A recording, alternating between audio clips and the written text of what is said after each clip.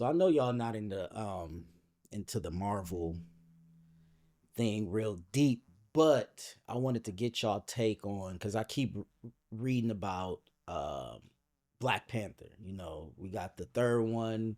It's rumored to be titled Shadows of Wakanda or some shit like that. You know, it's talk about Denzel Washington. He writing the part for Denzel Washington and he's going to be in it. But I'm also seeing a lot of talk about recasting the Black Panther. You know, and a lot of the two names that I'm seeing the most of is our guy Damson. Yeah, I saw that one. And Aaron Pierre. Let's go Damson. Please. Well, there's nothing wrong with Aaron Pierre, but I just don't think he's Wakanda. Let's just call a spade a spade. He ain't black enough. All right. Okay. Right. And I don't mean and that that's culturally. from the lightest nigga in the room. I don't mean that culturally. I mean that just the physical physically. appearance. Yeah. I want a black nigga playing the Black Panther. I'm not mad at that. You can't go from Chadwick to Aaron Pierre. I don't care if he having a moment right now. No, I don't want it. I don't want it. We don't want it, Ryan Coogler, if you're considering it. Please. We don't want it. Damson. He proved he could be a movie star with F1. He held his own against Brad Pitt. Yes, he did. Yes, Damson. he did. That's who we want. And Damson looked like he could be Chadwick's son. Maybe not. You buy into it. He looked like he could be a Black Panther for sure. Yeah. He fit the rest of the cast more. So yeah. But then there's also people who feel like, you know, it's like disrespectful to Chadwick's legacy to recast the part. How do y'all stand? What do y'all stand on that? When the original actors die, how do y'all feel about new actors stepping in? The people around, i.e., like a Coogler, probably have a better insight than we do. We can feel how we want, but you never know what those last days were like. You never knew any conversations they may or may not have had about what's to happen. Obviously, you know, that wasn't a surprise to Chadwick. He knew what he was dealing with and what was going on. So I would like to believe a guy like him probably said, hey, you know, don't stop it here. Yeah, move on. You know what I mean? Mm-hmm. Keep it moving. So, I mean, it just doesn't seem like that's who he was as a person anyway, to be like, no, you know, the character dies with me type thing. But what about you as the viewer? Keep it going. To a certain extent. It's got to be the right person. Extent. It's not even necessarily that it has to be the right person. It has to be like the Black Panther in that sense was new to us. But if it's something that they, like for instance, if they tried to redo Martin, and I know this is a long throw off, you don't just replace Tommy. Yeah. Right. You know what I mean? But it would also have to be a clever writing because in the second one, his sister became the Black Panther, right? Yeah. Well, the rumor is that because in the second one they revealed that he had a son with Lupita's character. That's right. That's right. With all the different Marvels, there's like different time, different timelines or whatever, and the rumor is that we're gonna jump a little into the future, or some people from the future are gonna come to the present day. So they're like the son would be an adult. Okay. And that's where Damson would come in, or Aaron Pierre, if that's actually true. And I haven't even seen Aaron Pierre in a whole lot. I saw him in the morning show. But other than that, I haven't seen him in a whole lot where I could even. It was a movie I seen on Netflix. I can't remember the name of it. That one, Oh, Rebel. Yeah. Yeah. I'm So like, that's he who. just. But yeah, so to me, he doesn't have a great body of work for me to judge, and to even I guess a variety of characters to say he could you know, I would like to see that. Not even that he could pull it off. I believe actors act, right? I think if you're an actor, you can probably find somewhere a good director that can help you get there. But right, that character, is that too far from his wheelhouse? Is it close enough? Whatever the case may be. But Damson, even through social media, I've seen just glimpses from one end of the spectrum to the other, you know, serious to silly and everything in between. right. So Well, shit, he did all that in Snowfall. right. And then he was in Snowfall was what was a that? wild Swarm. ride. He was in there for a little bit. Yeah, Yeah. Yeah, Swarm. Yeah.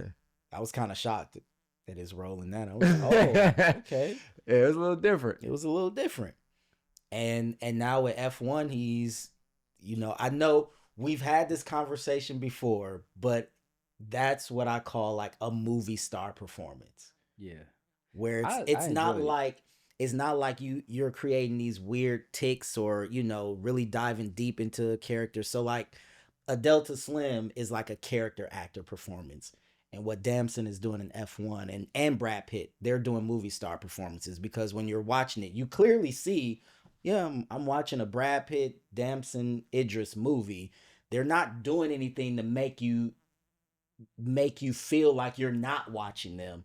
They're just charismatic and have this Mhm. like draw to them. Right, because what were their character names? Damson, Idris, and Brad Pitt. And then, but you had Delta Slim, But you got Delta Right, but you got Slim, yeah. Delta Slim. Yeah. So So- I follow that. But I'm all for it. I hope they go that route for the third Black Panther. Nothing against. I think her character's name was like Suri or something. Nothing against that. That was nice for the moment, but I don't want the whole series to be on her shoulders. Yeah. I don't feel like I would stay engaged enough. I don't know.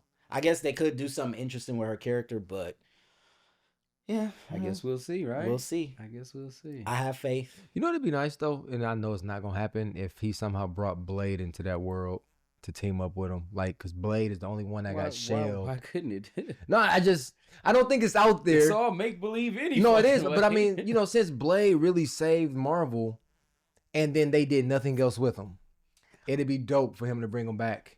Well, if anyone will, the rumor is that they're trying to get Blade up and running again. Because I guess the director that they had some creative differences with the studio, so Okay. he walked away. And then I think Mahershala Ali just had other projects. But It yeah, was because just he like- was supposed to do he was it. supposed Yeah, to be Blade. that's right. It was just like, well, I can't sit around and wait, But the last rumor I saw was that they brought in Jordan Peele to see if he was interested. I'm And here I for was that. like, let's go. I'm here for that. I was am like, here dare for I that. say upgrade? I don't remember the last nigga name, but it wasn't Jordan Peele. Oh, I'm here for that. So I'm like, Dog, That would be sick. that would be dope. I would like to see that. That would be dope. So Yeah, it's I'm funny all you for mentioned that. Blade, because he might be around somewhere. He might be in the mix somewhere. All right. Welcome to the Lock Picture Podcast, where we discuss all things film and a little TV too. I'm your host, Marques, and I got my A1s with me, Triz and Lloyd. Today, we are revisiting the movie of the past year. You dance with the devil. One day, he's gonna follow you home. This is Sinners. All right, let's go. Written and directed by Ryan Coogler, starring Michael B. Jordan, Miles Canton. I always want to say Caton. Miles Canton, Haley Steinfeld, Jack O'Connell, Wumi Mosaku, Jamie Lawson, Omar Benson Miller, and Delroy Lindo. Released in 2025, Sinners grossed $280 million at the domestic box office, plus an additional $89 million in other territories, for a worldwide total of $369 million against a $90 million budget. The film received universal acclaim and a record-breaking 16 Oscar nominations. Gentlemen, go back to April 2025, or maybe you saw it in May 2025. What were your initial thoughts when you first saw the film? Oh, that was redundant. Initial when you first saw it. I was in awe. Just from like I'll go to the movies every now and then to see something, like nothing really made me be like, I gotta go see that. That was one I said I had to go see, and when I went, like, hell, I wanted to watch it again, but it was like midnight, so I had to leave. I was blown away from the story to the like the sonic elements that they had in there. Everything was just on point. Was it scary? Were you scared ever? No. Okay. See, that was my thing. So initially when it got announced and you started to see like the trailers and some still shots and things of that nature, I'm thinking it's going to be more along the lines of a horror film, or at least a scary movie. And I think there's levels. But when I went and saw it, I mean, like Triz said, you know, I was just like, damn, this is just a good ass movie, like through and through. I did, however, kind of like over prepare myself for the scary elements.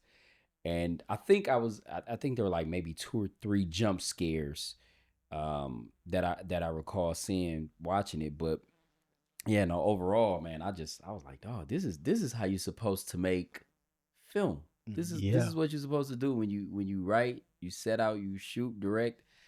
This should be the culmination of all of your efforts. It should present itself like this. Mm-hmm. That's what Sinners was when I saw that in April. I thought the marketing was excellent. At least I remember seeing the first trailer, and I think it was just a shot of was it Smoke or is it Stack? Wait, Smoke. It's what was Smoke going on?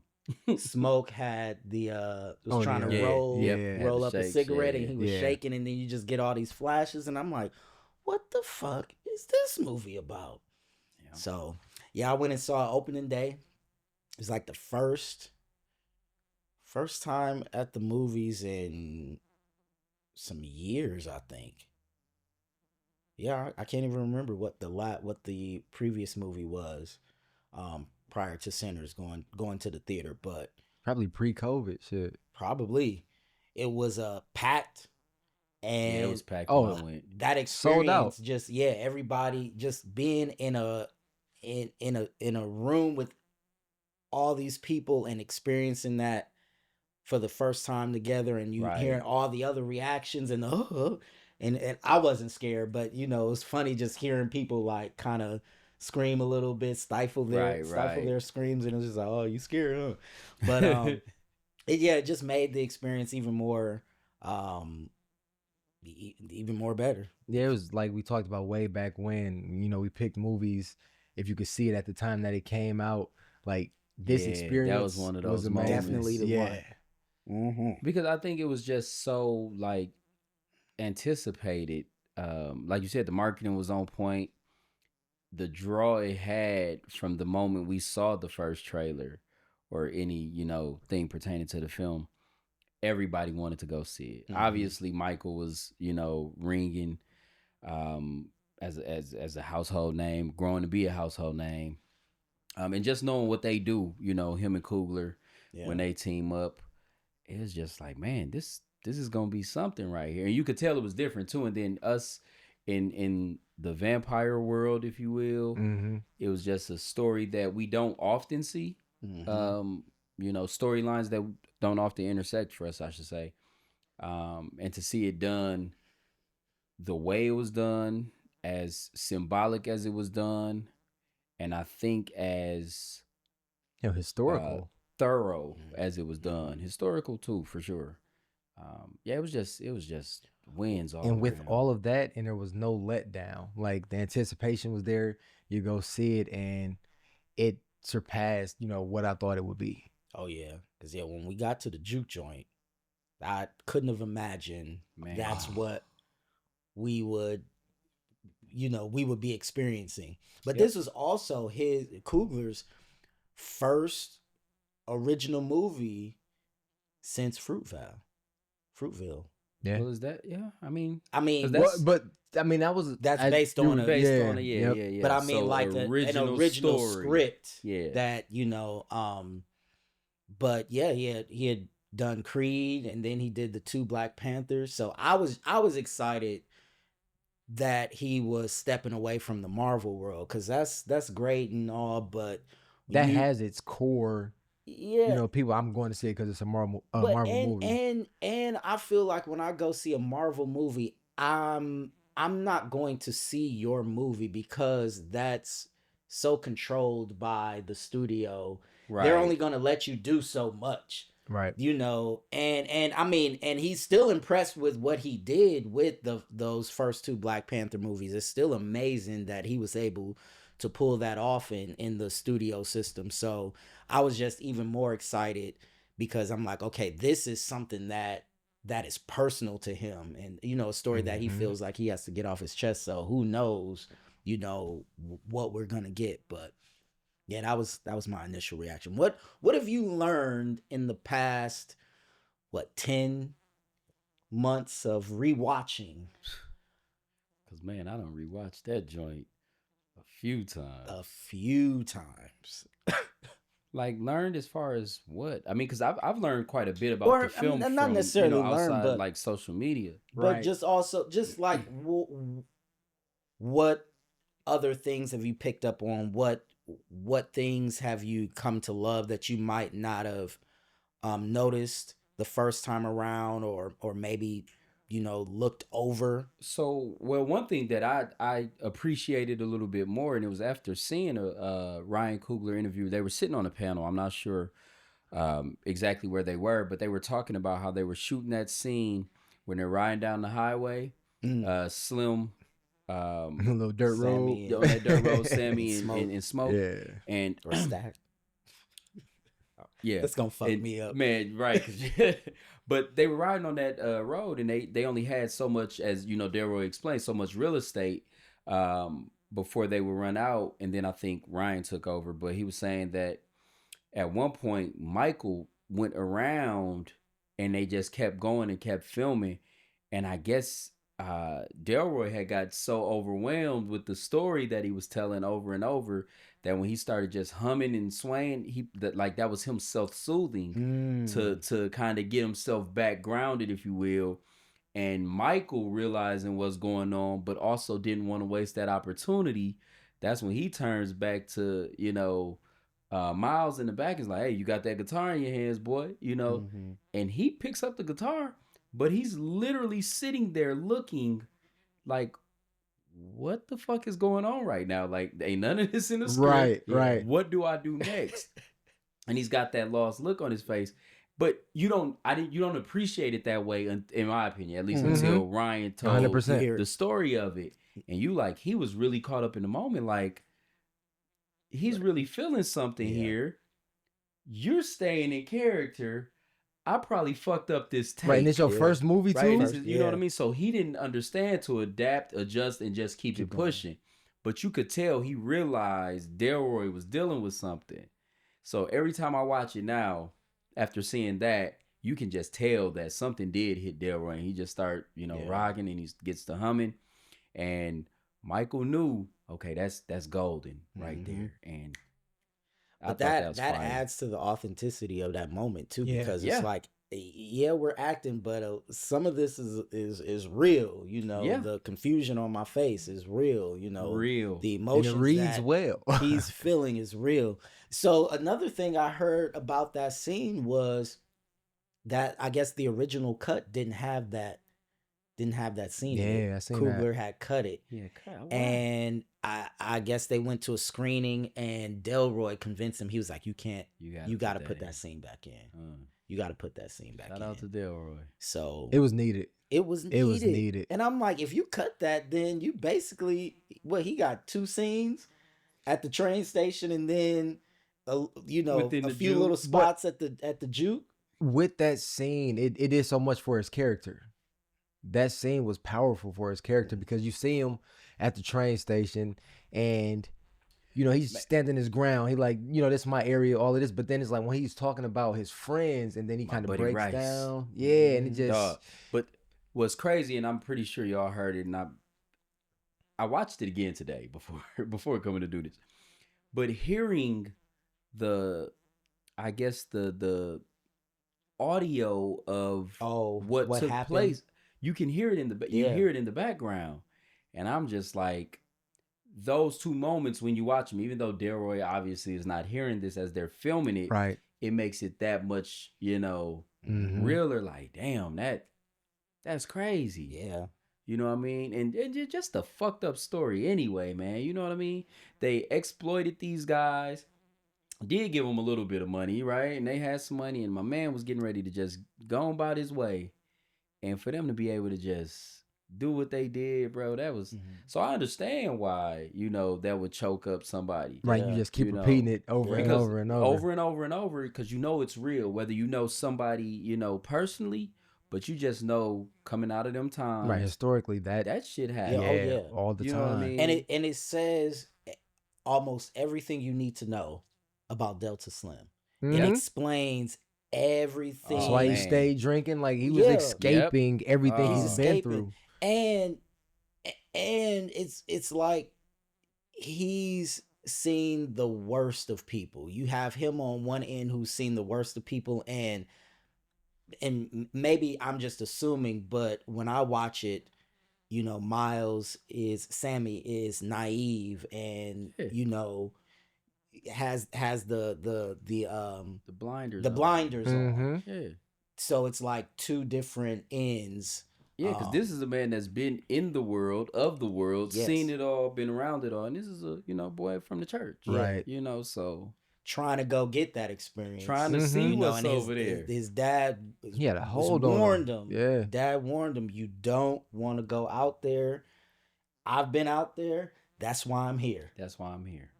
And I don't want you to have to learn them lessons. I got a crazy take on that too. How, like, at the end of the movie, dad warning him, talking to him, all of this stuff.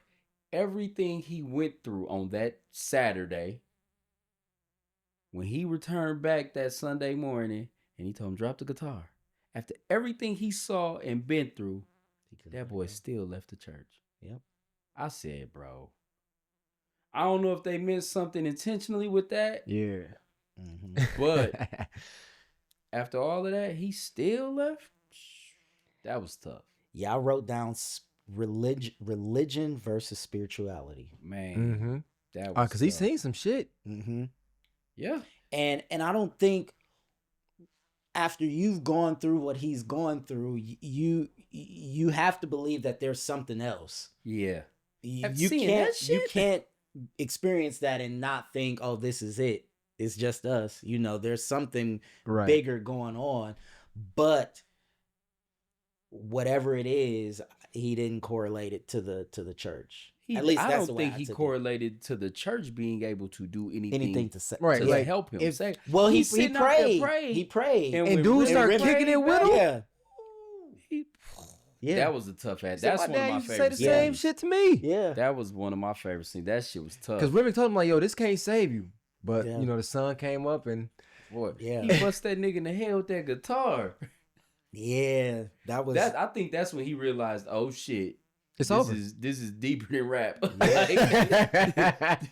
I done split this nigga head to the white meat, and it didn't even really phase him too much. Yeah, when he started praying with him, it's like, yep, that was tough. That was tough. I thought that was ill. Yeah. We always ask, anything age poorly since you've rewatched, or any questions? Just the stupid takes out there. Those age poorly because you can't find. Even like legends in the film game have nothing but great things to say about this movie. Are you talking about our friend on TikTok? You know what's funny? I watched that video. Anybody in general. Anybody. I really feel like if you don't like the film, okay, cool. It probably wasn't meant for you. Yeah. But if you go out of your way to try and talk about how bad it was, or the act, or this or that, you're contrarian for the sake of clout. Yeah. And that's just it. And that's all I have to offer on Bottom that. line. Like, if you didn't enjoy the movie, cool. But you're not going to say the directing wasn't tight, the acting wasn't on point. The story. The story wasn't on point. The theatrics of it all. The aesthetic, the costumes, everything looked and felt authentic. You can't say it didn't. If you didn't like it, you didn't like it.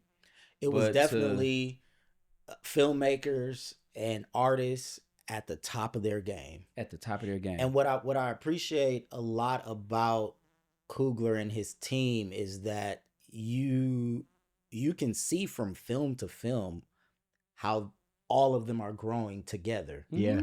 Yeah. You know, nothing, none of the technical elements pull you out or distract you from the story. They just all, it's so cohesive, and they all just support the story. It's not like, because I've seen films where you're sitting there and you might notice the costumes because the costumes are bigger than the movie, and you're like, I can't stop focusing on what the fuck she got on in the back. Like, you know, missing the whole story. Or the music come in and you more focused on the music than you are the story. It just all blends so seamlessly.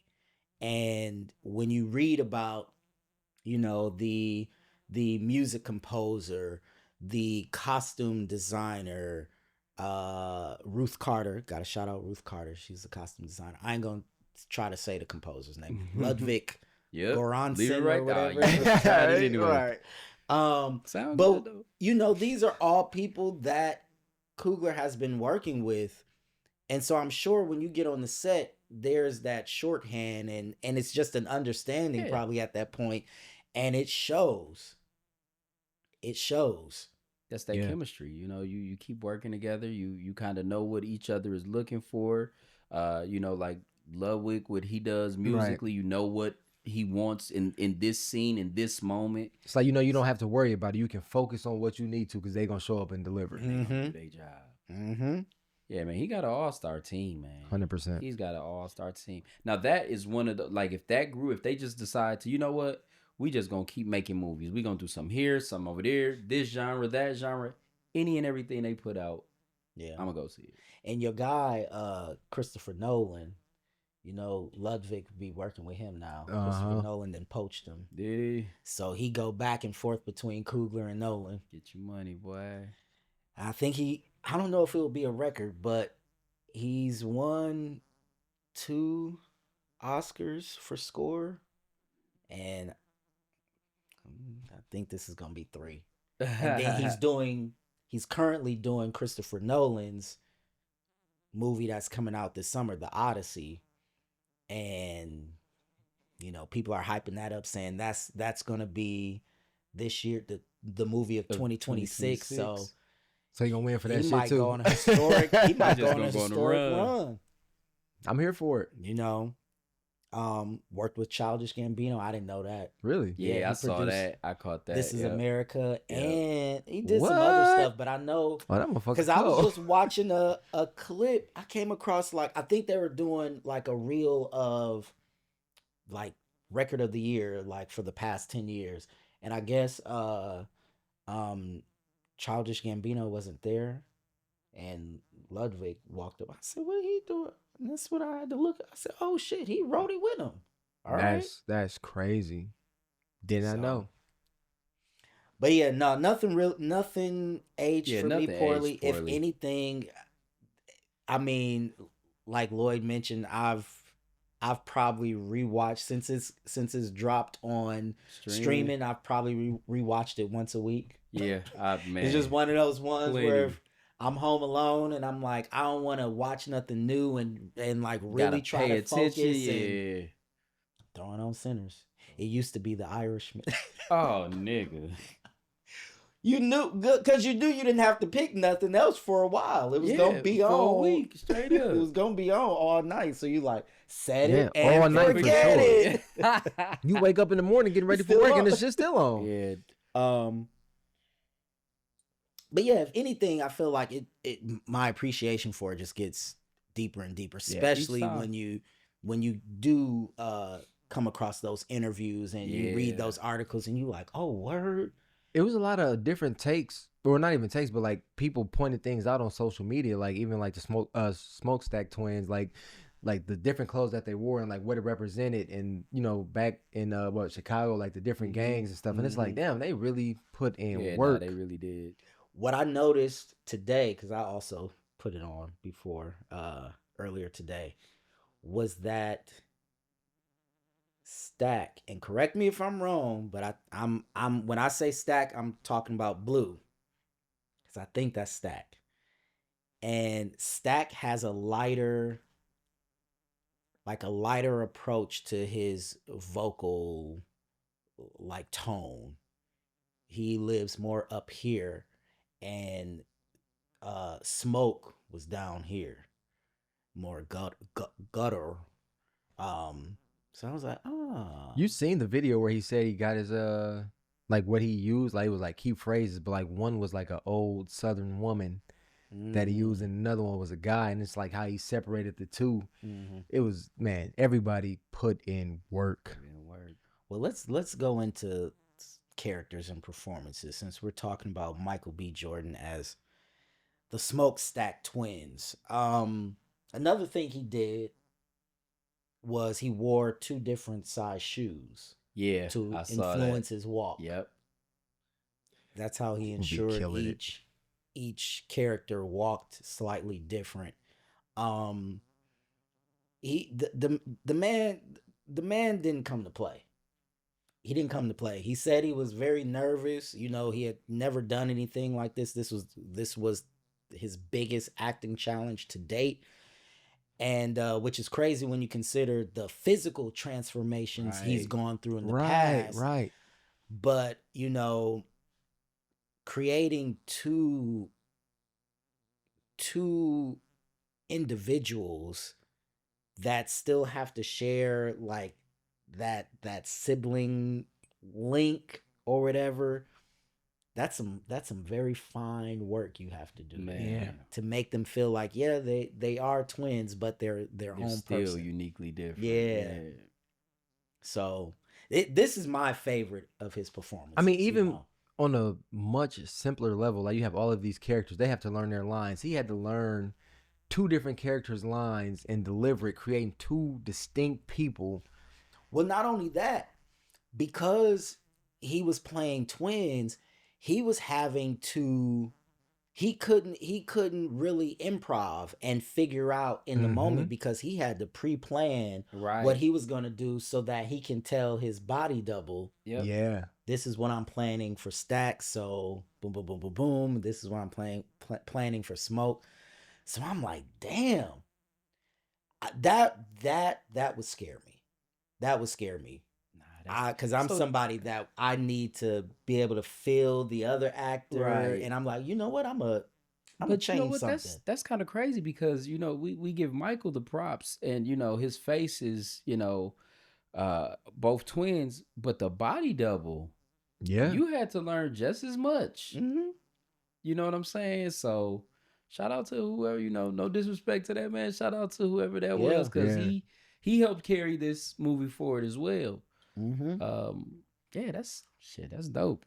Yeah, because if he's not studying and right there with Mike, as soon as he does something, it could potentially crumble, because it's like all the movements had to align. Yeah, like especially when he passed himself, it's like if that's not exact, then it's not gonna look good. Did y'all hear the I don't know if it was a theory, but they were talking about, you know, Stack always is the one rolling the cigarettes, and he passes it off, but then at the end, after Stack is gone, you see why Smoke can't roll his own cigarettes, because he has like PTSD and twitches. He doesn't have the steady hand. I was like, yeah, because there was no other time in the movie that he rolled his own. He went, man, I need a cigarette. Coming right up. Yep. You know, he was always right there to do that. So, but yeah, my favorite Michael B. Jordan performance by far, hands down. You know, I wasn't as high on the Black Panther performance as most people. Oh man, Killmonger, come on, man. I like it. Just wasn't as high on it as everybody else. You know, everybody else was like, oh, this is the best thing since sliced bread, and I was like, man, it's good. I loved it. But Sinners? But this, Sinners for sure. This I was impressed. It blew it out the water, but I did fuck with Killmonger. Yeah, this I was impressed. I was like, oh shit, yeah, this he handled business. He's the guy. It took him to a new level. It definitely took him to a new 100%. Level. He's the guy. Miles as Sammy, Preacher Boy. First movie. Handled his business. You wouldn't like if they didn't say it. You wouldn't. I wouldn't have You known. you wouldn't know No. this was his first rodeo. No. Some people are just so fucking talented. It makes me sick. Yeah. Like, yeah. And it's one of those things, and they talk about it on one of those panels. The casting director, she mentioned, we got to find a young black actor who can sing the blues, play the guitar, because the camera work was so integral that that's not a word. I don't know. Intricate. That's what I was looking for. Thank you. Thing. Intricate. You're here. The camera work was so intricate that they would need to be able to do these things, and she was just like, I don't know where the fuck because think about it, who's out there now that you would read the script and be like, oh, we're gonna call in these people and have them read. Not a single person. No. They found Miles. Shout out to her. Shout out to her. For real. Mm-hmm. Miles. What else do we got about Miles? So he's kind of he is the eyes in which the viewer comes into this world, where we enter this world through Miles. He opens up the film. That's a great opening. Oh, by the way, Insane. him pulling up to the church, and you're just like, what the fuck happened? Yeah. What the fuck happened? It looked like Dev got on his ass and barely got off. Yeah. And like you said, and he was still holding on to that He said guitar. it barely got off, I'm nigga. That's trying to tell hilarious. you, He's on his ass. That is hilarious. And it's like, man, what the hell? But yeah, we're on this ride with him even to the end when you get to the post credit scene. Brings it in with him and leaves with him. And he said up until all the crazy shit, that was the best day of my life. Best day of my life. Until the sun went down. Until the sun went down. I mean, think about it. He got to play his music. He was at the juke He joint. got to experience some shit. Man, he found that button. Straight up. I bet you that day does stick with you. Was better than picking cotton. Mhm. Hell, he named his club after her. Yeah. Oh yeah, he did. Mm-hmm. Yeah. Shout out to Buddy Guy. Yeah. I mean, that end, like the ending was dope. Cause he talked about that. He's like, that's the last day I seen my brother. Mhm. And he talked about like it was the best day of his life, and everybody won, which is crazy. How so? I mean, the main characters, you got the twins and you got Miles. Miles lived the life that he wanted to. Mm-hmm.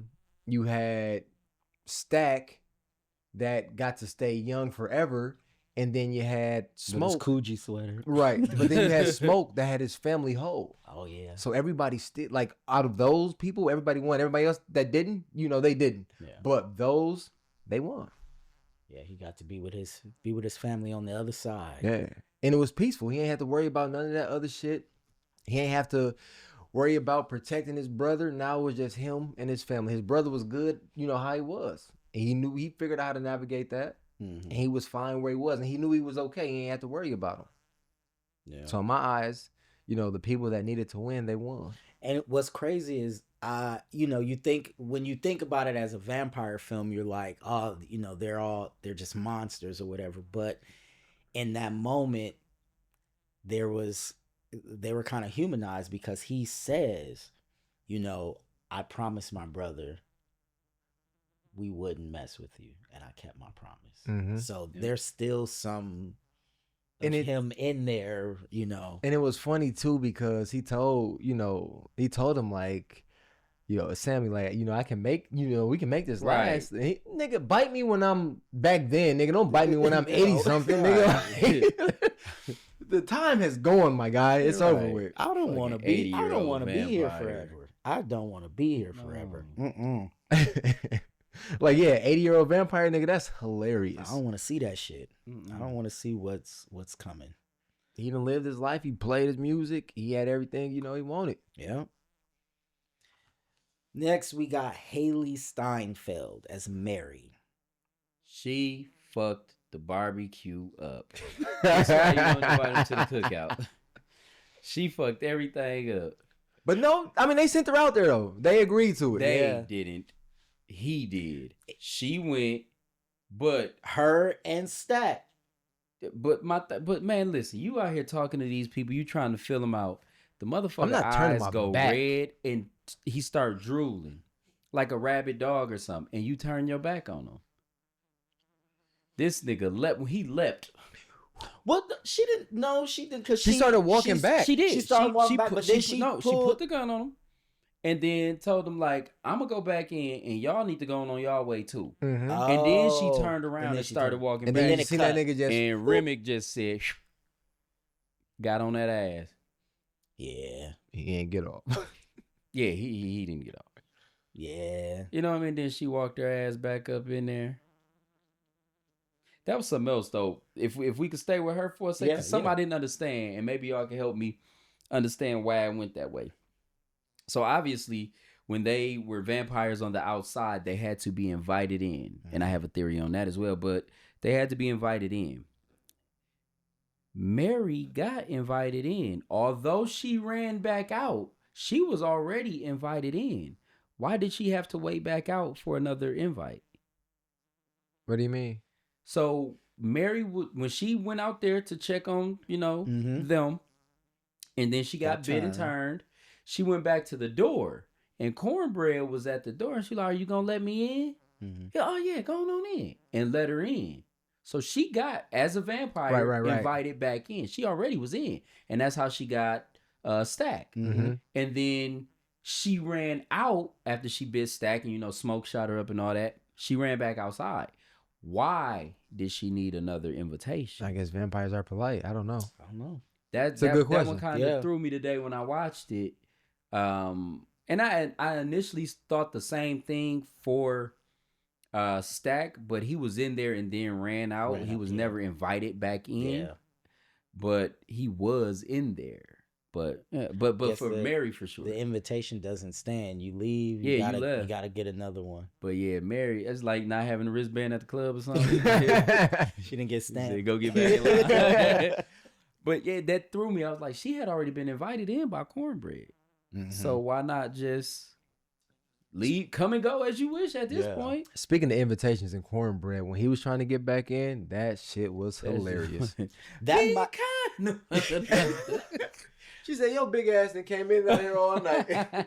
That might have been, out of all the jump scares, that might have been the one that kind of got me when he grabbed his hand and pulled him out. I was like, oh shit, because I'm like, they got one brother, they can't get the other brother. Yeah. We're just not gonna do that. So another thing, I'm gonna just these did Yeah. age poorly, and maybe you It's could just say age questions. poorly, but Yeah. it's just shit I didn't understand, and maybe Yeah. y'all can help me out. So at this point in the film, Mary and Stack are the only ones that have been turned. Mm-hmm. Cornbread is trying to get back in. They hadn't put everybody out yet. No, they hadn't. Yeah, put, they did. Okay, so they had just put everybody out They put everybody out before Stack left. before Stack woke Oh yeah, up. because he was in the back. Yep. Because he was in the back. They locked it, and then Delta Slim came out, was like, everybody party over, everybody But prior gotta go. to that, Cornbread had got Yeah, because he went out to piss. because he so went out to I'm piss. trying to understand how at that point it was only Remick, the other two, Mm-hmm. and Mary. How do he have all those different sets of glowing eyes around him when he was in the woods? Unless they were just moving around, okay, cool. But when he was out there taking a piss, it was like 8 different sets of eyes when they whispering his name and all this shit. If you go back and watch Yeah, it, there's multiple sets of eyes. I mean, maybe the rest of the motherfuckers came later to the party. I don't know. From where? So that's 'cause what I'm like. I don't that, understand At that point, at least as the audience, we would have only known Mm-hmm. Like them four. Yeah. Them Them Four, four. Mary plus and the then original. Remick, the husband and wife. I don't Oh, it remember was their only name. it was But only wait, 3 of them. And then Mary. So Mary but- would have made When 4. he was out there, were the people already sent out? No. So, no, because when they came back from him, that's when they were like, Slim, don't let nobody in here. And he went out there and told everybody to leave. Yeah. Another point to that, we saw, if you go back and watch, you'll see some people open their car doors. So they essentially got in their car. Yeah. Why didn't they just leave? Why didn't they just drive off? If all this other weird shit starts happening, why didn't they leave? Because when we go back outside, all the cars are left there, especially when Bo comes back to the door and he trying to get, what's her name? The Asian chick to come out. All those cars are still sitting there. Yeah. But I saw you grab your door handle. You could have gotten your car. Why didn't you drive off? Why didn't they get out? Nobody got away. So those are things I was kind of watching again, and I was like, maybe that's why our what friend. happened? Maybe that's why our friend on TikTok didn't. No, like the she was movie. coming at Michael B. Jordan. All right, she was just. Right. Because all the cars are still out there. But I was just looking at that today. I said, damn. See, now I'm gonna have to check that out. Yeah, that kind of threw me a little bit. Cause you obviously got to do certain things to keep the movie going, but Right. you watch it a few times, you like, Because I get it. Right, Most makes of them sense. walked. Not Yeah. everybody had cars. Yeah, a lot of for them sure. did walk. They got Yeah. their ass toe up. Oh yeah, 'Cause- in the woods, nigga, it was over yeah. with. Perline walked here. Yeah, she did. That's why she didn't want him to find that button. Mhm. That- He said, I don't give a He was fuck. like, I want to taste you. I want to taste you and that walk. She made.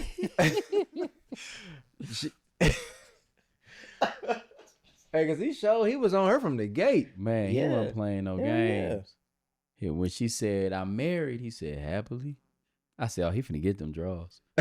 Hey, what was she at that point in time? Because What was she? Huh? What was she at that point in time? Moist. Because it was like, if you were happily married, wouldn't your husband be with you? Right here? Why you coming to the Straight juke joint by up. yourself?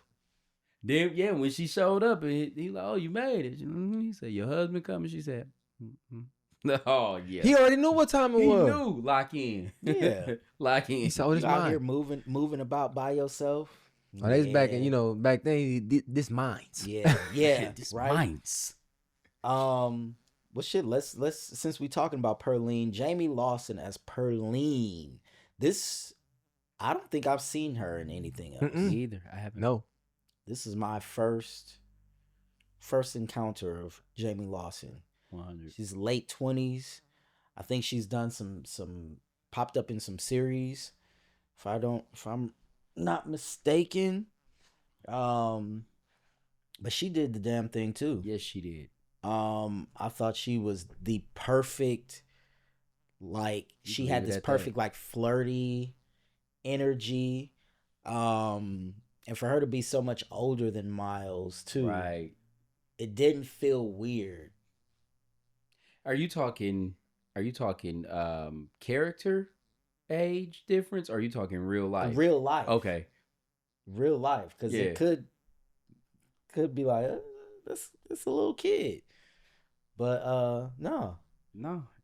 It was fine, dog. But so from her, when she got up there and was doing Pale Pale Moon, I always laugh because when, like, literally that's when my mans was in the back breaking them down with the loaded dice and they get the whooping on his ass, and as soon as she get to hopping around and stumping on that stage, they stumping his ass out in the back, so you can't That really. Pale Pale Right. Moon. Dog, I was crying watch every time.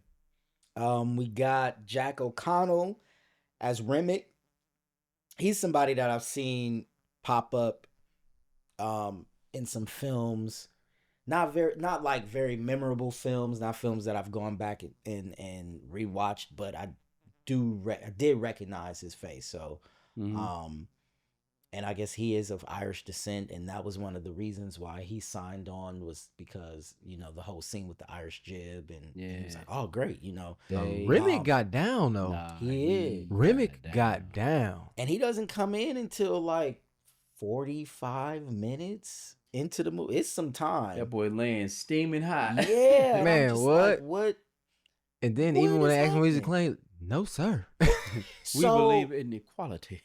so do y'all think, or I guess how did y'all read that? Because the Native Americans was on his ass. On his ass. Tough. Did y'all take that as they knew that he was a vampire? Yes. And No, they were did. trying to- 100%. Okay. 100%. See, I looked at it as like the natives and they culture, like they probably thought the nigga was a skinwalker. They was like, we know he not right. What's a Mhm. skinwalker? It's some wild shit, but Oh, you know Yeah. what it is? Hell no. Oh, Don't I get was this like- nigga going either. yeah, no, dog. yeah, we'll talk about that later. But they knew they had the end dude. They knew it, Uh-huh. and then once they get to the house, and they like, oh, you let the nigga in your house, and the sun going down there, it's like it's your problem now. Yeah. Punch his pilot, baby. Because they're we good. defenseless he was defenseless in the sun. sun. Yeah. One shit he It could was do. about to be over. Yeah. He said, I'm a coward, ain't I? He played the shit out their ass. She went back in the back, dog. Man, Tore his ass up. fucked him up. What pissed me off about that is y'all in a 1-bedroom flat shack. Y'all been in here forever long. You done called your husband. He has never not responded to you. Yep. The moment you done let this stranger in your house and your husband don't respond back, you need to go back and pick that shotgun up. Number one. But two, soon as you walked in that room and you seen that motherfucker face down and you seen blood dripping off his chin, wind sprints. You supposed to get the fuck up out of 40-yard dash. But that's You're not one of gonna get them- me. That's what Oh, he was gonna let. scary. He was gonna let. He was coming to get you. But That the was one of shotgun them wasn't gonna do scary- shit. No. You gotta try. You gotta stab that nigga. Because Try. Cornbread knocked his ass off. Oh yeah. He it got did. back up, but shit, you can got a get head rocked. start. Some time. You got a Yeah, head watch start. the Yeah. That's one of them scary movie tropes. And that was a pistol.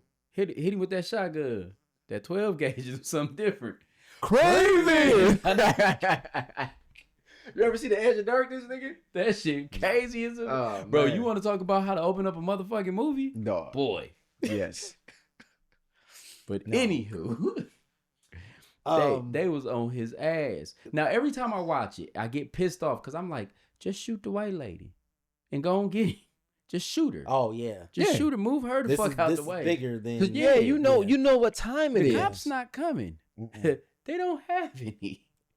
Shoot But- her and go get him. Maybe they felt like that he wasn't coming because so that was a question that I had, like, did he try to attack them or they stumbled upon him and they were just trying to end him before he could hurt someone I else? feel like he was probably over there fucking around and found out. Because that would make sense as to why they would go in and just be like, you know what, he tried to wreak havoc among our people. We're That's- gonna kill you and that's your what they do. husband and then kill him. That's what they do. Right. They, historically, they was like, we ain't trusting these motherfuckers again. Man, listen. No Thanksgiving here, nigga. No. Said, fool me once. Shame on. You can't fool me again. They said, nigga, no. Next up on the list, we got Wunmi Mosaku as Annie. And I hear you guys just recently, Man. today, years old, found out that she was from the UK. It ain't even from her being from the UK, because that's still a different UK voice that came out of her. What? Because it was so light and high. It was just a UK voice. Fucked me up. I just had just hearing her from the movie, right? You think she and gonna then have her a- name. Yeah, she's gonna have an It's African just accent. And then I said, what the fuck? Like, wait a minute. So I don't know if y'all remember when we did shit. You talking What about were that? we- What were we talking about? We were talking about like movies that surprised us. Yeah, or you talking about that something one like you seen that. on Netflix, right? And Oh, yeah, she yeah, was in yeah, that movie yep. called His House on Netflix. Check it out, y'all. And it's not like, well, Yep, probably not. For maybe, me. I'll watch it. maybe, I'll watch Some it. scary shit. yeah. Yep. Let me know how It would. is. Oh, I got it you. would be up. It's Oh, I'm it's sure. completely Okay. up your alley, like spirits and Say less. hauntings and things like that. Yeah, I'm out. But it's like I said, it's set against a historical backdrop. But she's in that, and she has her regular voice. So I'm like, oh, okay, she's British. So She was tough in that movie. Because when all the shit hit the fan, and she said, I don't give a fuck about none of that shit. If this shit go left, promise me. Yeah. You gonna, man, I'm biting motherfuckers. Don't put no steak through me. You niggas is steak. Don't do that. But that goes back to what Triz said earlier. She knew where she wanted to go. No convincing. Like, I felt like Smoke needed. If it wasn't for his brother being taken, I don't think Smoke would have been ready to go. But I think he lost what was holding him here. She was already ready. Gone. She was gone too. Yeah. But I mean, she was good. prepared. Yeah, she was good She was good with what she did. She didn't want to be that. Yeah. Right. And like she said, we got somebody waiting for us on the other side. Mm-hmm. But she didn't want to be that. Because we ain't going to make this no whole thing. But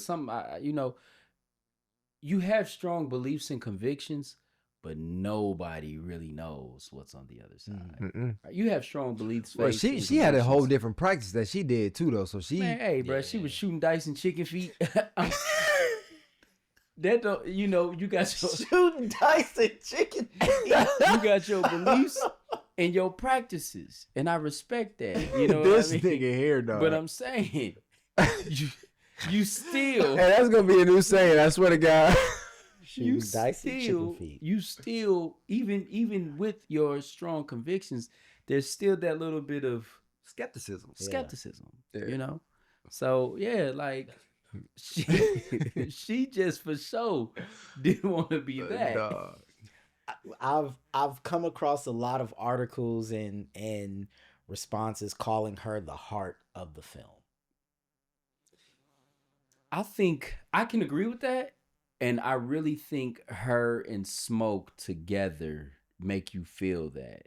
Right? Because like her by herself, that's cool. You getting this little Play-Doh money from the kids. That's cute. That's cool. But them and just everything that they lost, they had, they wanted, that I think that's what to me brings it. For sure, because even like her saying like, if I get turned, stab me in the heart, I think that made him okay with accepting it in the end. He had nothing else. I think the reason that he accepted it is because it was Stack that turned her. That was the fucked up part. Mm-hmm. Stack he thought he could get his brother too, though. So that's what Stack was going for. Yeah. Stack wanted them to be with him. Like, yo, I'm over here now. Yeah, this is what it is. But y'all come with me. Y'all don't know it. We can do something over here. That's why when he said no vision. Yeah, that shit was hilarious. You know what I'm saying? It's like he felt like they would be able to do something with this new, found life or whatever.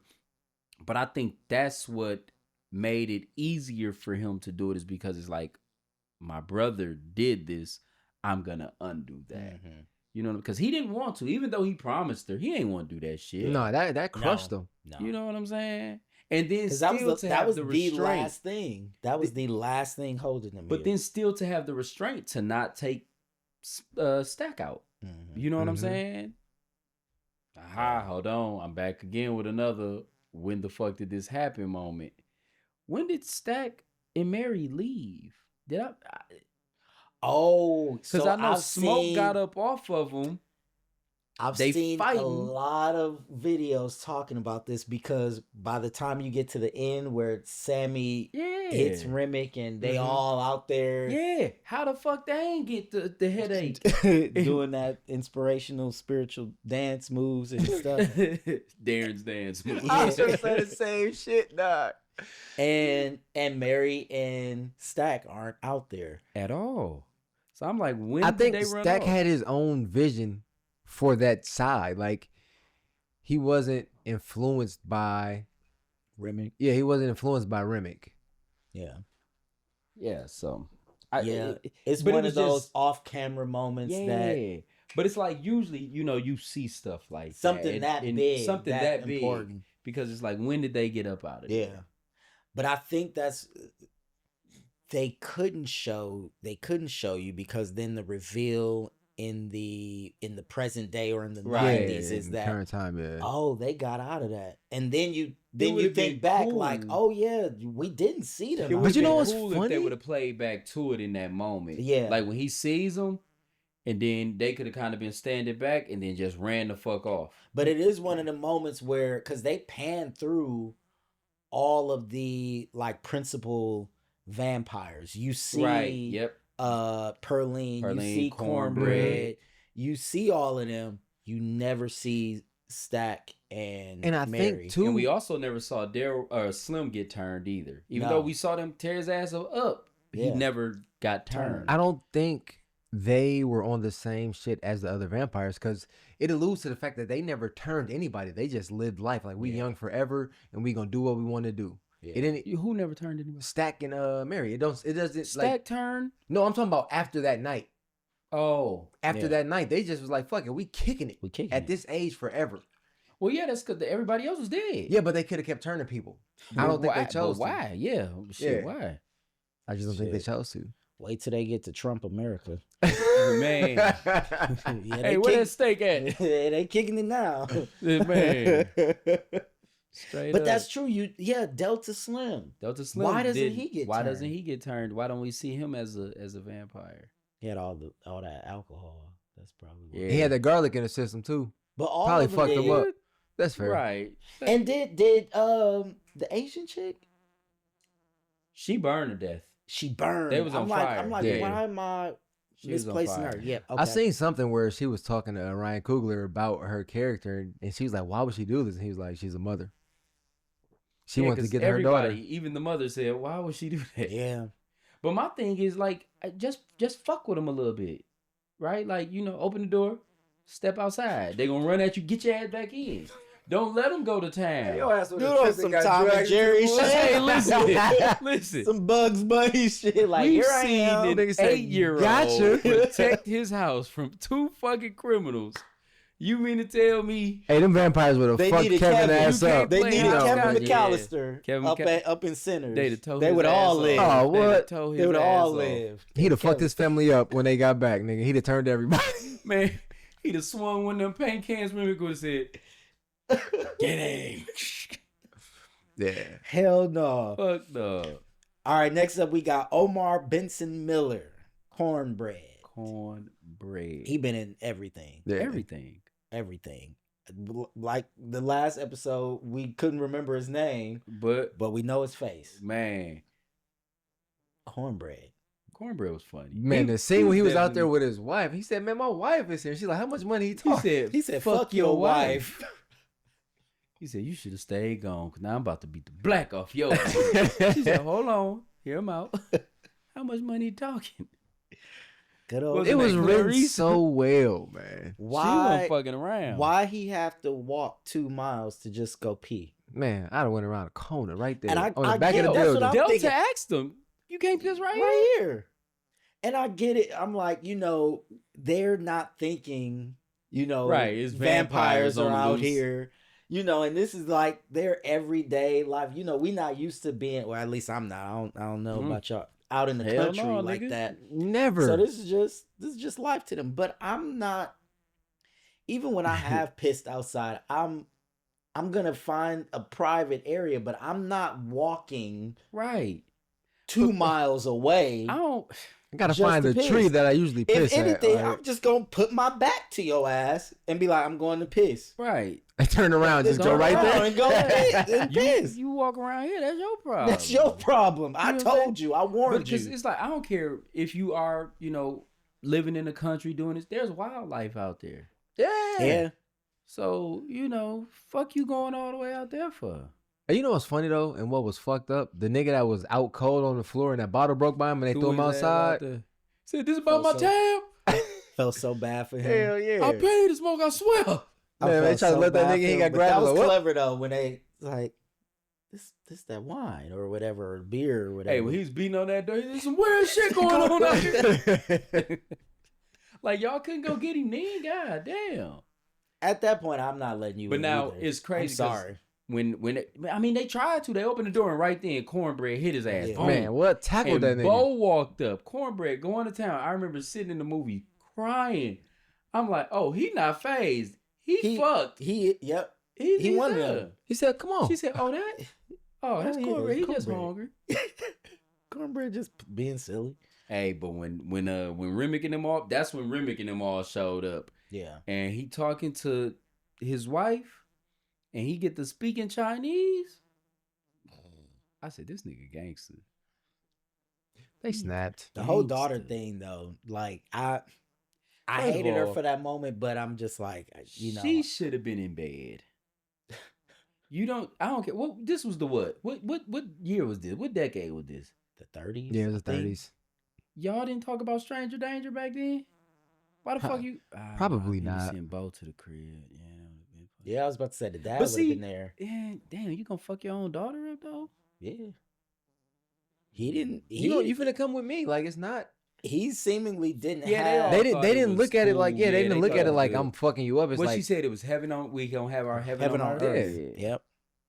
So yeah, that would have been bad, and I don't know if the daughter was smart enough to catch up on I because don't he know. would She was he running would to have stores asked and shit. he would have asked her for permission to come in. and but see, yeah, That would have would've been threw that her would off. have gave me pause. Like, nigga, you pay the bills here. Right. The fuck you need? I just live here. Like, right. so I don't know. See. And last, but But certainly not not least. least, we have Delroy Lindo, Academy Award nominee Delroy Lindo as Delta Slim. He had so many moments in that movie that I just fuck with. yeah. There was one, so rewatching, I didn't catch it the first few times, but I think I was rewatching it like maybe 2 weeks ago. And it's the moment where Smoke sends Sammy to go find Stack. Yeah. Oh, that shit was funny. And Cornbread had went to go pee, so Uh-huh. he's sitting at He the said, door. "Yeah, he back there. You in go there. there." And he opened the door and he busy, huh? No. Hollered laughing. bro. Hollered already knew what laughing. time it busy, huh? was. Yeah, oh, he busy, huh?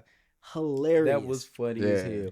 That, and then when he was fucking with that garlic and the beer was fucking him up and he was trying to get himself together, he's like, "Huh." I be doing that shit randomly at work, dog. Delroy Lindo. Delroy. Hey, when they He was was riding perfect on for that that road, role. he's like, Perfect. "Hey, y'all, hold your head. Hold your head." And that gunshot went off. That nigga sat down. He said, "Let me hold Let me- mine." yeah. Shit, right. Yeah. Nah, he was perfect for that role. Coogler was given an interview, and I believe they are neighbors or they live in the same community. So he was talking about how while they were filming, he would go back home and Delroy's wife would check in, like, how are things going? And I guess Delroy wanted to stand. That car was really moving and he wanted to stand up. And Ryan was fighting with him because he's like, man, Nigga, if you fall out this fucking- and I gotta go back home and tell your wife, yeah, he broke his leg because we were shooting my movie. No. So, but yeah, no, Delroy has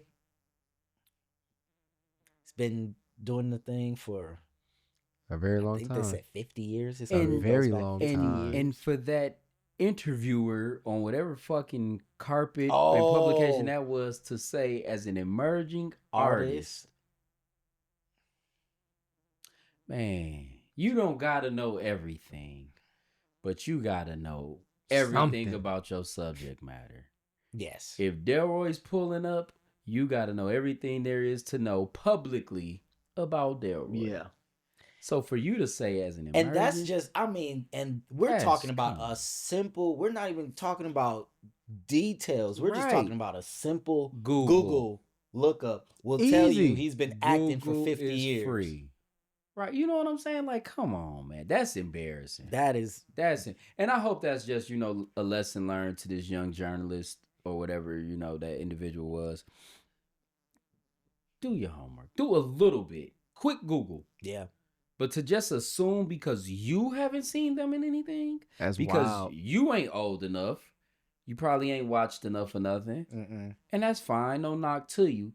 But at least if you're going to be in that profession, Do a little Do your homework. homework. You gotta know something. You gotta do your homework. Man, I watched that. That was crazy. Yeah. He And handled it he with played grace. it off. Yeah. He really did. Cause if I was Delroy Lindo, I'd have said, I would "Nigga." have slapped the nigga. I'd have walked off. Right. I'm Rick And- James, and- bitch. And kept going to the next reporter. Like Said, what was that about? Fuck around and find out. But yeah, Delroy Lindo. Perfect as Delta Slim. 1000%. And y'all know I was rooting for him in the Five Bloods. That the to the camera monologue, the breaking the fourth wall. Yeah. I've never seen anything like that. And it was just him. And he killed that shit. I was rewatching Malcolm X or scenes from Malcolm X not too long ago. He killed that shit. Where he calls him over and they making fun of his suit and shit. It's just subtle shit. Crooklyn sitting at the table and they just feel It was wild in there. a family. Yeah. And yeah, he's just one of those actors that you can give him the lead role, you can give him the supporting role, and he's gonna bring it. And I'm 100%. glad he's getting his flowers, getting Right, recognized for sure. in this fashion. See, and something I always say, we need to do more of that on our own. Mhm. We don't need that to come from the academy. We know how they do. We know how, all of these different, media houses, publications, so on and so forth, how they view us, how they do us. We need to stand up and appreciate, those that represent us in this culture more often than we do and more loudly than we do. Yeah. So, shout out to Delroy. So that's our cast. So question, gentlemen. Can you see, or would you like to see someone give a stab at any of these characters? No, I don't touch this. I'm saying leave this one alone. Yeah, don't touch this. Leave this one alone. Well, y'all know I had to try, so. Don't touch this. Okay, man. so, and I didn't go through all of them, but I picked the Smokestack Twins and Delta Slim. So I got some names to throw out. Smokestack Twins. Tell me what you think. Aldous Hodge. Do you see a world where he could pull this off? And would it be better, worse, or same? It definitely wouldn't be better. I'm definitely not gonna say better. In saying it won't be better, I can't say it'll be the same, but I don't want to say it'll be worse. But I can't say same or better. I think he can. He just came to mind because I think he can do like some of the more like brooding stuff. But yeah, It'd be a What about- cool experiment, but Right. I don't think. I wouldn't say it'd be better. all right. Lakeith Stanfield. As the smoke Smokestack, yeah. I like Lakeith. I think he's extremely versatile. That's why it came to mind because I'm like you can't really pinhold him. So It'd be unique. Oh. I tell you that. It'd be very unique. I think there would be some very interesting choices. Yeah, made. it'd be very unique. I I would would be like to curious. see that Yeah. one actually. Actually, Okay, I would like to alright. see that one. And then the last name I got on here, Jonathan Majors. Nope. He'd be standing there looking like he did at that one awards show. Like, nah, I don't see that one. I think Get he him outta could. there. I think he might be able to pull Get it him off. outta He's there. a good actor. Nah, he shouldn't did that bodybuilding shit. And I don't trust him. I gotta watch. Have you seen the movie? No, I Oh, don't want to. Don't fucking want to. all right. Delta Slim. Samuel L. Jackson. I think he would have been a little too aggressive, maybe. He did. Too much motherfucker. Yeah, guess so. it'd have been too much trying to make whatever he was saying like what he was saying. Like when Sam delivers lines, it's like, nigga, this is the line of the movie. Like every Oh, time. yeah. All right. It would be cool. He definitely wouldn't have been better. Yeah. And because the way Delroy did it, it's hard to say it would have been the same. Yeah. Right. So I don't want to say he would have made it worse. Sam's approach, it's to me his approach is just not Delta Slim. Delta Slim is like too cool to like get. So you think he's not subtle enough? Yep. Yeah, there you go. Okay. There you go. I can see that. Charles S. Dutton. Hell no. You tripping. I'm not saying I want to see them. These are just names that came up. Okay. Yeah, no, sir. No. Oh, okay. No, sir. I'm good. Yeah, I'm not saying I want to see these. Okay. These are just literally names that I'm like, Say, nigga, you wild.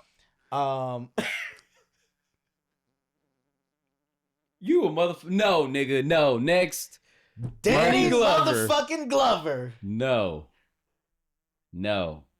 He's Delta Slim and he getting too old for this shit. No, nigga. I had to throw that know what's one in there. crazy? He could have been Sammy Daddy, nigga. That's what he could have been. No, a name that I'm actually shocked didn't make it. And I wouldn't mind seeing Lawrence Fishburne. I think Lawrence Fishburne would have made a nice stab at it. I mean, Delta Slim? Yeah. a younger Delta. one. Now he fat and shit. What you mean? Delta Slim's supposed to be old. But I'm just saying, I'm Delroy talking older about. than him. He could be No, fat. I get that, but What's wrong? You fat shaming, nigga? you looking Triz for don't Slim? like fat You people. found him. No, dog. Nah, I don't know. I mean, he'd have delivered. I but think Lawrence would have delivered it. Okay. And I'm basing everything off of when they were in the train station and just Sammy that was the getting ready to play. He's, hey, I cut you through. What he say? Too thin to fry? Too thin to fry. Lawrence delivered. that line man. was so hard. too thin Okay, to I fry. like that. Is some cold shit to tell him of. Yeah. I like that. Don't So fuck yeah, around. I could see Lawrence. I could try Lawrence Fishburne over there. All right, now, who would star in this film if it came out in 1995? In 1995. You want to hear my? I got some names. Yeah, let's go and roll. Hold on. Okay. Snipes. I'm going Snipes. As the Smokestack Yep. twins. I like that. Yeah, I'm not mad at that. I like that. I went a little younger. Mm-hmm. Said Omar Epps. I'm mad at that. Yeah. I would like to see it. And Sammy I struggled with because I was trying to find someone who would have been the same age as Miles is now, which I think he's like 20. So I was looking for like a 20-year-old actor that looked young. And did they necessarily 95? have to sing or No, I didn't. Okay, you didn't go with that? I was Okay. like, we can get voiceover. In 95, they probably would have did it anyway. They would have called Jason Weaver. It's funny 'cause Right. that's what I was thinking, but I'm like, well, he was a fucking kid then, and right? sing like and plus Miles's voice is so unique. It's like you can't. Mm-hmm. The only other person that could have did that was Barry White. They would have right? had Barry the White deep-ass voice. I said Lorenz Tate. Lorenz Tate. That's exactly where I was gonna go. That's why I asked, did they have to sing? Yeah. That's yeah. Lorenz Tate. And then Delta Slim. Here you go. 1995. He took Danny Glover. Literally could have been Danny Glover. I didn't put Danny Glover though because I put him in. Nigga, you don't like Danny Glover? What's wrong with Danny? What's wrong with Danny Glover? He's not What Delta beef Slim. do y'all have with Danny? No Glover. beef. No beef. Just got to find the right movie. That's Okay, all of them. all right. No, I struggle with this one too. I put Ozzie Davis. Yeah, no. I'm going with Lawrence. I'm going Back with in Lawrence. 95? Yeah. I mean, Nigga, yeah, put a Furious makeup on Styles, there. like, he'd have been Makeup able on. Yeah, he Yeah. was playing. All the Who said niggas put look the- old anyway. They didn't have a line. I honestly can see Ozzy though. I can see Ozzy. I gotta see when Especially- Andis came in. Especially the car scene, him talking about the, Yeah, like, exactly. That's yeah. Ozzy. Now Yeah, for the sure. other stuff I don't know, but he busy. But no, he did the mayor. See, Lawrence would have killed that. Say, yeah, he in the back. You go in there. Put some salt and pepper on them. Oh, he busy, huh? So wanted to just touch on some of the technical elements because this was one of those movies that before it came out, there was all this talk about the IMAX and Ultra Panavision. The there was a halo rig that they used to that was capture Michael B. Jordan's 360 degrees 360, on so it, that yeah. at any given moment they can just paste his face on the body double. That shit crazy. The cinematography is one of the main things I could mention, that IMAX and Ultra Panavision cameras, but you also have like the natural low lighting, lots of shots of the landscape, wide shots of the landscape, and the scene, the music Right. scene, the how So they fire. piece all of that together, and that choreography Man, had to be on spot fucking on. point. That shit was iconic. I'm like, man, insane. how do you map that out? How do you even see that, bro? how You do know you what we see- finna yeah, do? yeah, Like, it's yeah. 1930s, but for this scene, Yeah, we about to incorporate everything. everything. That shit was The tough. blues birthed everything. Facts. The blues birthed everything, And the rhythm came Including- from back in the day. including vampires. And then you have the muted color palette, and of course the blues music, Definitely. the mother of it all. Shall we go on to some fun facts? And Oh, let's see. I don't think I really have any trivia. I Let's couldn't see really what find you trivia. got. Fun facts. So I think we all know Ryan Coogler made a deal with the studio that full Yep. ownership will revert back to him after 25 years, which was a landmark deal that only a handful of other filmmakers, like your boy Christopher Nolan and Quentin Tarantino, have made,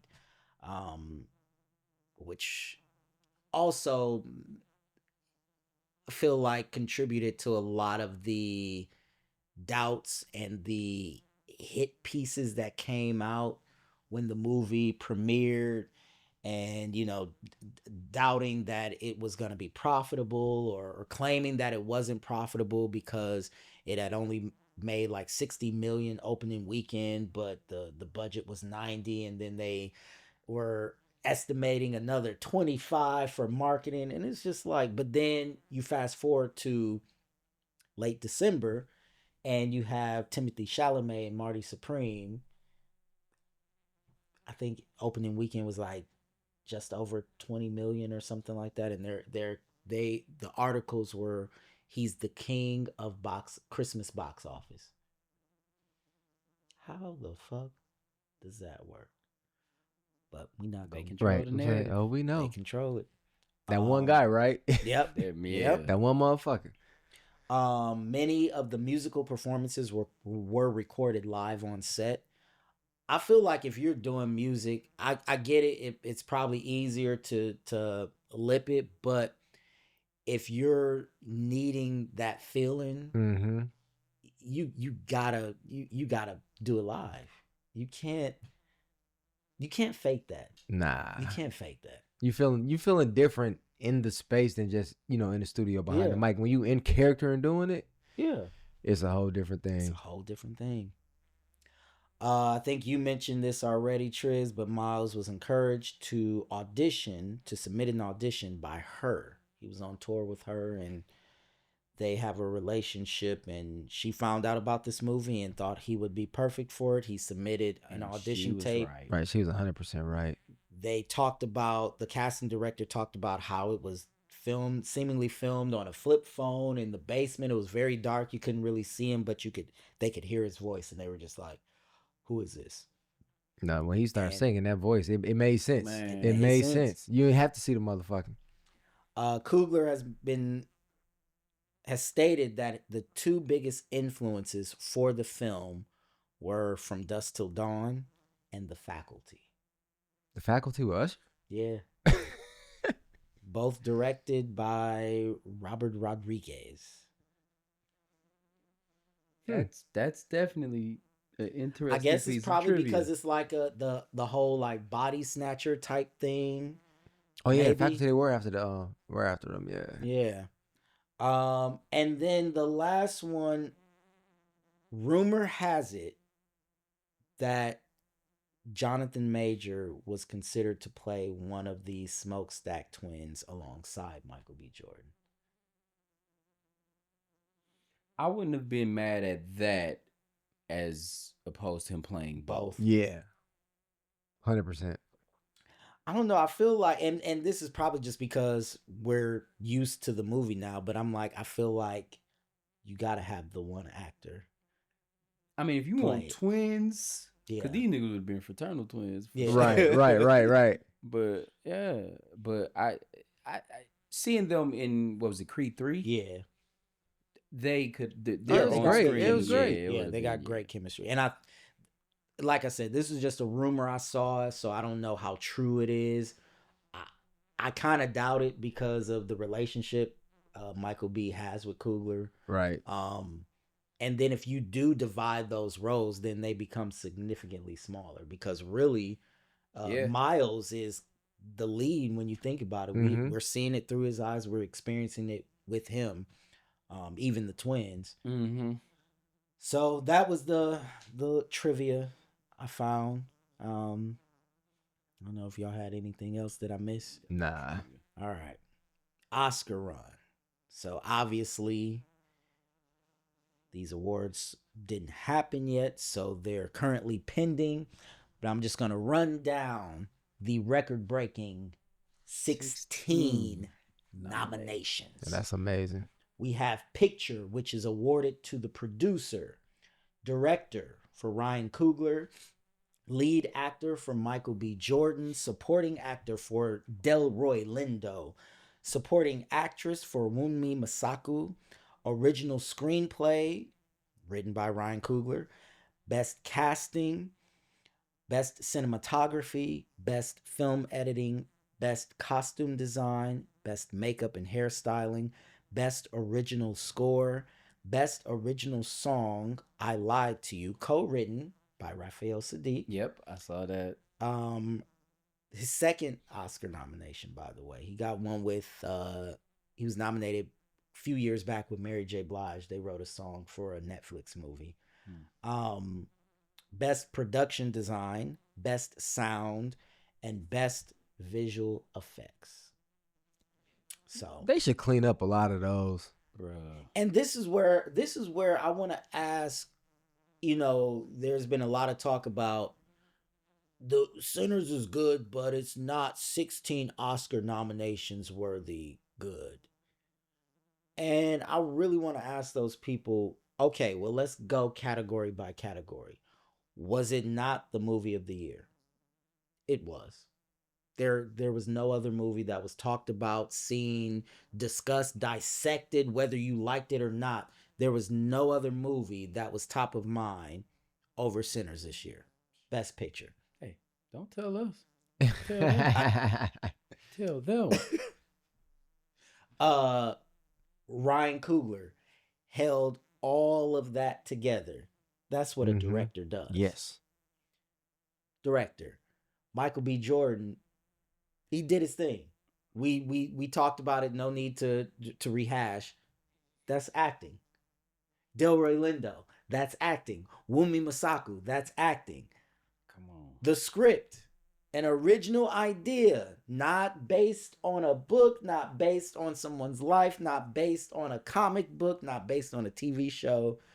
Not shit we seen before. Not anything. He sat down and he wrote this shit. That's an original screenplay. The casting we talked about.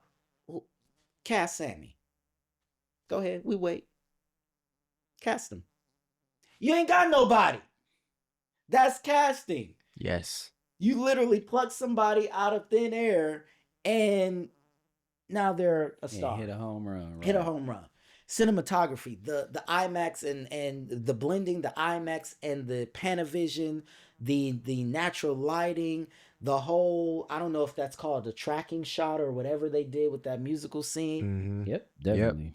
That's cinematography. editing. It clips along.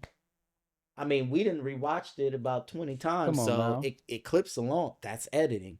Co- Ruth Carter, The GOAT. that's costuming. Ruth Carter is costume design. Right. Mhm. Makeup and hairstyling. When they turn Cornbread alone, that's it. Music, it's a musical film. The music, that's score, that song. Like, tell the on truth. Tell the truth. Like Tell you the can't. truth. It's all about music. Production design, the juke joint, the cars, Man. You wanted to be there. the town that where he met the his Asian friend. Mhm. All of that, like the train, all of that sound. When you have music, you got sound. In my book, visual effects, the whole ending. You can't watch that movie and say that it's not one of the top movies in all Right. of those categories. What else would you put in its place? That's how you get 16. That's how you make a classic. You make sinners. Yeah. And it better win. It better win. We'll get to the competition when we do our reaction, but its biggest competitor is One Battle After Another, which got like 13 or something. Did y'all? I fell asleep on it. Oof. I didn't even jump into that one. I yet. thought you did. Nah, I fell asleep on it. I was waiting for y'all to. Oh yeah, I Come mean, in. I got I'm you. not. I was Next waiting time because we- I was like, I'm oh, not they thrilled. gonna have a lot of. Even with what I've opinions. seen, I do, but I gotta finish it. Because I'm like, you watch what? What the first 30 minutes? no, I made it farther than that. Oh, then yeah. yeah. So I that have. was the part that I was Oh yeah, no, most worried I got, about. Nah. Was like the first, basically Tiana Taylor's Yeah, part. I got my shit, with it. I got my shit, But what's crazy is that she's favored to win Best Supporting Actress. I know why, and fuck that.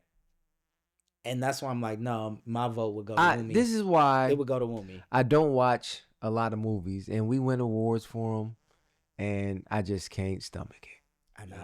Okay, I already know what the fuck happened. So Yeah, it's one of those. It's yeah. one of the ones that it'll piss you off. Yeah. But what's crazy was With when who? I saw it.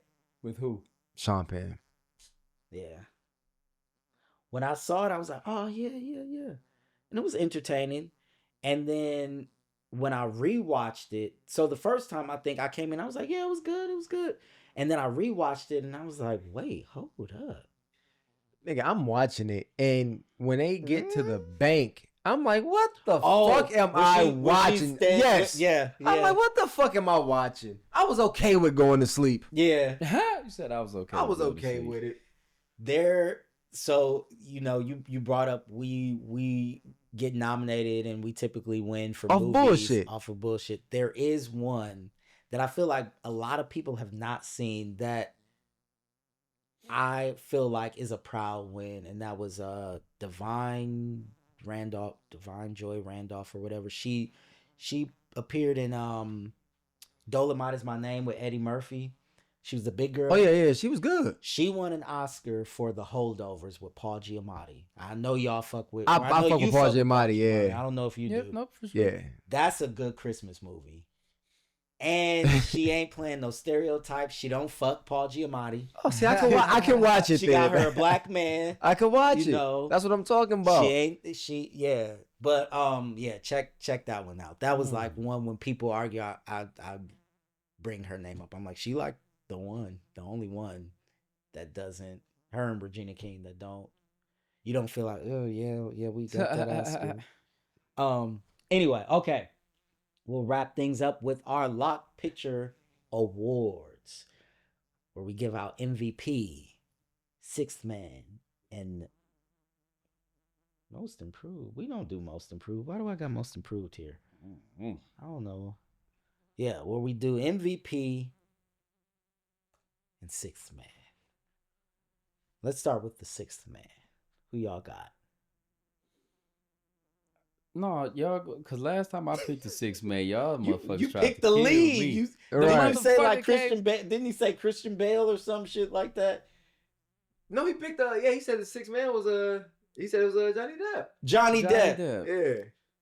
No. Top Bill actor, Johnny Depp. See, I for me it's a tie. For six man? Yeah. And that's Annie and Delta Slim. I got Delta Slim. That's what I put. See, it would have been, and the reason I said no, y'all go somewhere else, because it would have been Delta or Miles. Okay. And you'd be like, Miles, let us in. He the leads. I ain't here. Okay. I'll give you that. Okay, so we all agree Delta Slim, and then you added Annie. Mm-hmm. MVP. Michael. 100%. I'm going Coogler. But you did that the last time, nigga. Because you literally just said who envisions that scene. That was Coogler. Okay. Yeah, Michael wasn't even in there. Yeah, no. I can give you that. That shit was powerful, man. And I feel like, and granted, Michael would be my second. So here's my thing, though. Take that scene out of the movie. Is the movie better, worse, or indifferent? I still fuck. So I really enjoyed the first half of the movie before we even get to the vampires. Sure. Like he could have gave me that like a history lesson of just like what was Black life. What even happened like right before that scene? Like Miles, no, was it Miles performing before that? Delta Slim was performing. Okay, and then he introduced that, and then so yeah, if you pluck that out of the middle and go from that to after that to vampires, does it make it better, worse, indifferent?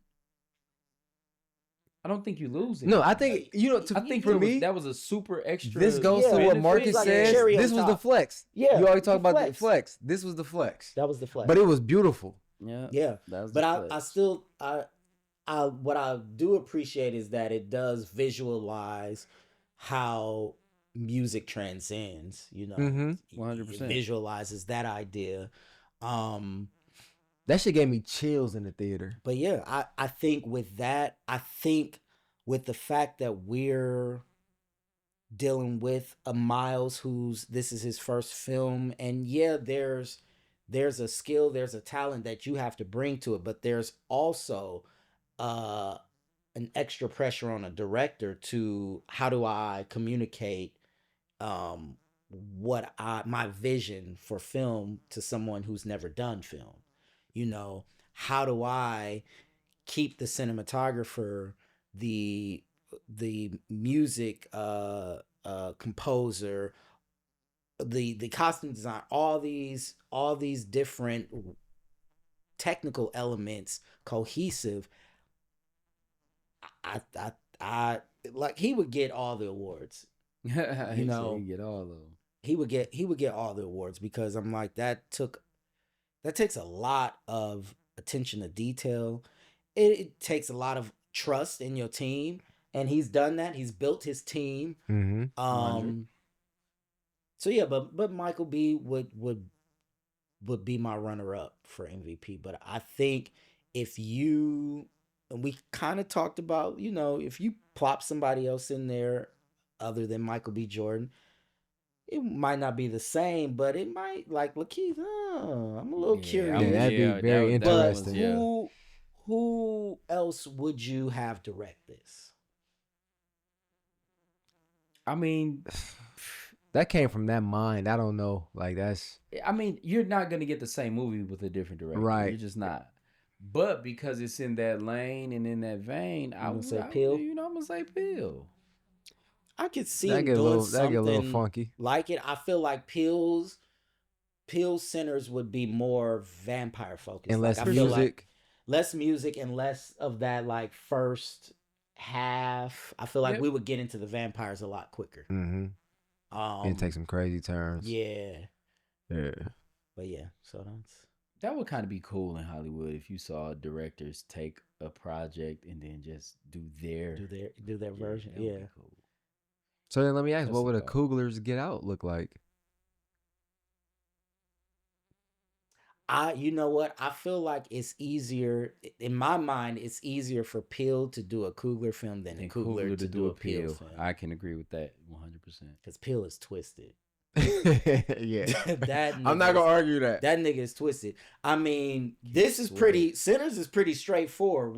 We're you know, the metaphor for the vampires and racism or whatever, or the cultural appropriation, but Peele, Get Out, Us, and even Nope. Like, I remember sitting there watching Nope. Like, what are we? What is happening? Is there an alien or is there not an alien? Like, getting mad. But yeah, it would be dope to see. Like, that would be slick. That would be a good use of AI. Yeah. Make Jordan Peele's Sinners. Make Ryan Coogler's Get Out.